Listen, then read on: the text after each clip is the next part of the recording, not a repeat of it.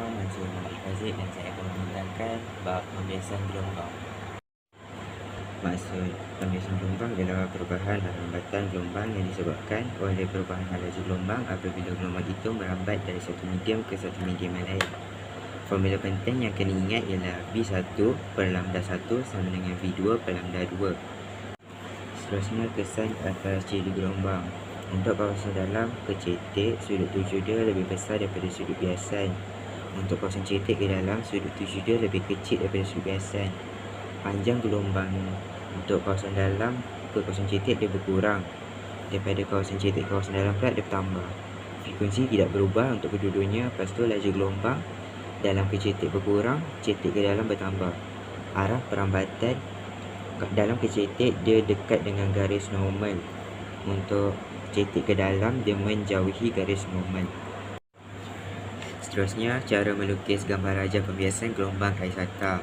Yang pertama, lukis anak panah dari A ke B untuk mewakili arah perambatan gelombang tuju. Yang kemudian, lukis garis normal serenjang dengan kawasan dalam dengan kawasan cetek. Langkah ketiga, buat anak panah daripada B ke C mewakili arah gelombang biasan. Lepas tu buat 3 garisan ni mewakili muka gelombang. Tapi kalau soalan minta dalam kecetek, garis BC ni kena rapat dengan garis normal. Lepas tu yang 3 garis ni kena jadi lebih kecil. Tapi kalau dia minta cetek ke dalam, garis ni kena jauh daripada garisan normal dan 3 garis ni kena jadi lebih besar. Seterusnya, fenomena pembiasan gelombang dalam kehidupan.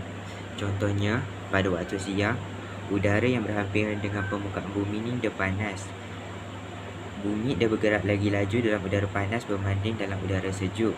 Jadi gelombang bunyi ini dibiaskan menjauhi permukaan bumi. Jadi orang yang ni dia kurang dengar bunyi yang ada kat sini. Tapi pada waktu malam pula, udara yang mendekati dengan permukaan bumi adalah lebih sejuk. Gelombang bunyi dibiaskan mendekati permukaan bumi. Jadi orang yang ni dia boleh dengar bunyi ini dengan lebih jelas dan kuat. Contoh soalan, satu gelombang merambat dari kawasan cetek dengan laju 8 meter per saat ke kawasan dalam dengan laju 12 meter per saat. Jika panjang gelombang dalam kawasan cetek ialah 2 cm, kira panjang gelombang di kawasan dalam. Keluarkan informasi dia dulu. Jadi V1 sama dengan 8 meter per saat, V2 sama dengan 12 meter per saat. Lambda 1 dia ialah 2 cm, yang dia nak ialah lambda 2. Jadi mula-mula guna formulanya V1 per lambda 1 sama dengan V2 per lambda 2. Jadi 8 per 2 sama dengan 12 per lambda 2. Untuk cari lambda 2, 12 darab 2 bahagi 8. Jadi jawapannya dapat 3.